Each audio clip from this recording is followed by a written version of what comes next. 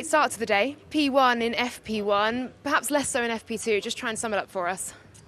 Yeah, it seems it was a similar thing last year.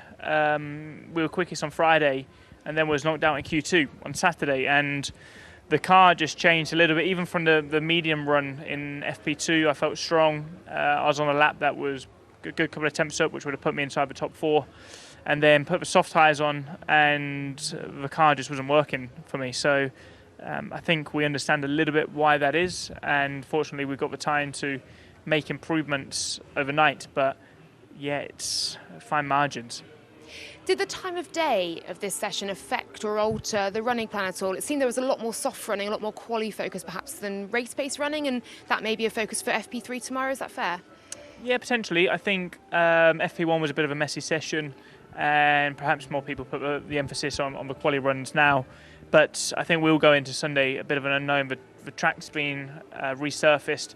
It's still not performing like any other circuit, so it's a true outlier here, which is cool in some regards. I think it's going to be really difficult to race because you can't drive offline, and I think you've seen with a few people now, myself included, you put one wheel off and there's no grip whatsoever. So don't really know what's going on in this Miami heat, because that's the theme.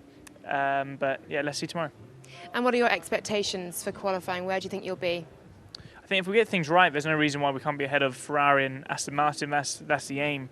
And I think we've seen in these first four races now, it's really tight between those three teams. So if only that was for the win and for pole position, it would be incredibly exciting. But it's good because it shows that if we get things right, we can be rewarded and jump ahead of them. But I think we need to make some improvements overnight. We know we've got the potential because we saw it in FP1 and we saw it at the start of FP2.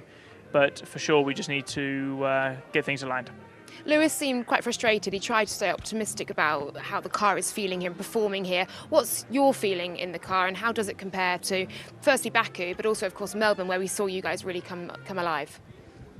I mean, this is a team of winners. Everybody here wants to win, and anything less is of course, frustrating week after week. We know the journey we're on at the moment, and still trying to understand, still trying to grasp how to find a lot more performance to at least get us the best of the rest. And when we have sessions when we're not in that position, of course it's frustrating. We always want more, but that's the same for 19 out of 20 drivers on the grid. If there's only one person happy on a Saturday and one person happy on a Sunday, and that's the one who finishes first.